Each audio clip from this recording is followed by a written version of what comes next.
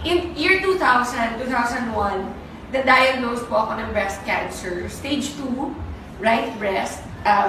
Nakikita niyo, buo na ulit. Pinabelo ko na yan.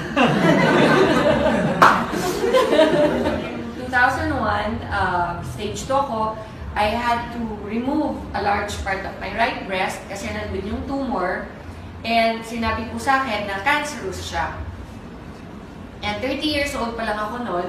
So ang feeling ko, ang bata-bata ko pa, mamamatay na ako. After my first chemotherapy, where I lost all my immune system, ang average po ng immunity ng white blood cells sa katawan ng tao is between 15 and 20,000.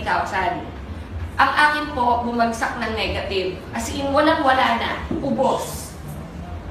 In fact, so much so na kapag may pumasok na nurse na may sipon or nanggaling sa isang restaurant na meron siyang hinawakan na bagay na may virus or whatever, pwedeng ipasa sa akin, for sure I'll die.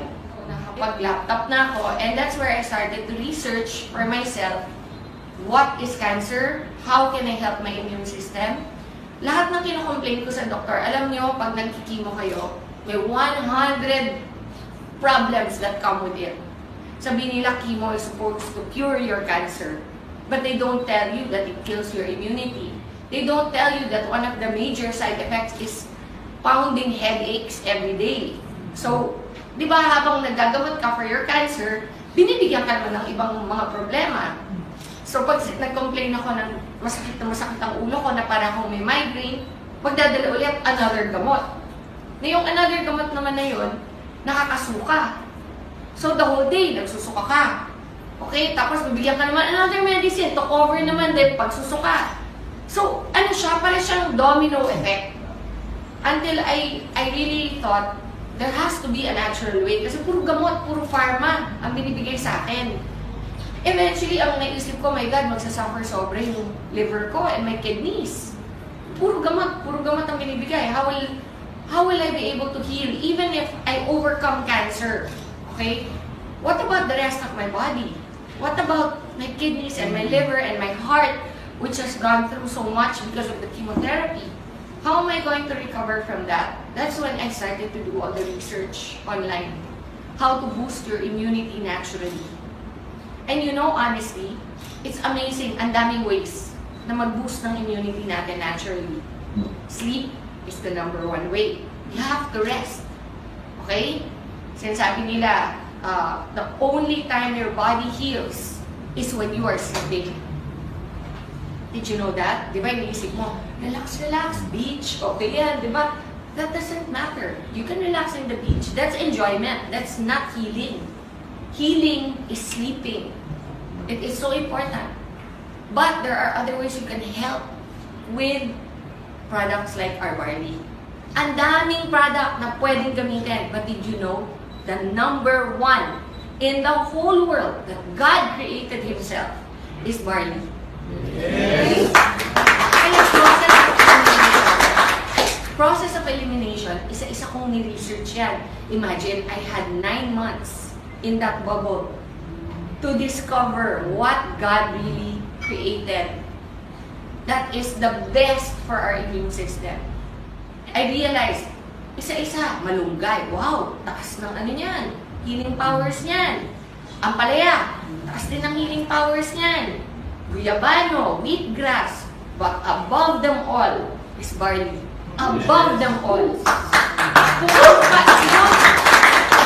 It's so amazing kasi yung highest niyan next to barley is wheatgrass. And yet yung wheatgrass is only half as powerful as barley. Half. So everything else is below that. Berries are very high also. Okay, pero the best way to boost your immunity is through barley. And so, since alam ko na kung anong barley, kung ano yung pinaka-best way to boost my immune system, next step, aling barley. Daming klaseng barley from all over the world. Okay, meron India, may China. Actually, barley can be grown in any cold country. May US, okay, everywhere. New Zealand. The best is from Australia. And only one place in Australia grows barley.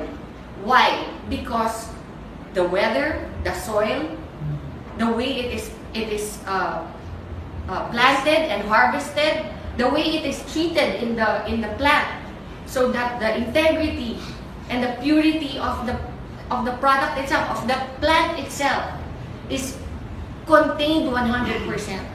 So pagdating po sa packaging natin, everything, until it gets to your table, until you open it and put it in your glass, it is still 100% there, as if it was the day they harvested it itself. That is how amazing our barley is.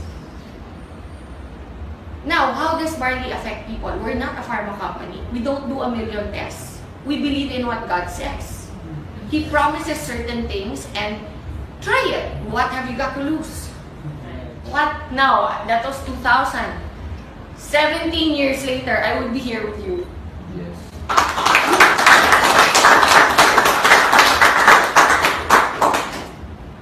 Iba magplano si Lord. Do not assume to know. Grabe, for me, kaya ako very emotional kasi it's so real for me. It was a time when I really thought natapos na yung buhay ko. And then, every single time meron ganito na gathering or yung launch ng I Am natin, di ba, yung sobrang grateful ako na, wow God, binigay mo pa rin sa akin itong opportunity na makashare. Even if the worst thing happened to me in my life, na because of that cancer, because of that experience, andito ko ngayon. Alam nyo, after my first chemo, which I was in that isolation for so long, on my second chemo, di na ako na-isolate. Yung immune system ko, which took 21 days to recover from the first chemo. That's why I am proud to tell you, grabe ang galing ng barley natin. Kasi hindi lang po sa akin dapat manggaling yung believe ninyo. Ako lang po ay testimony. This thing that you see in front of you is the reason why I'm living proof that it works.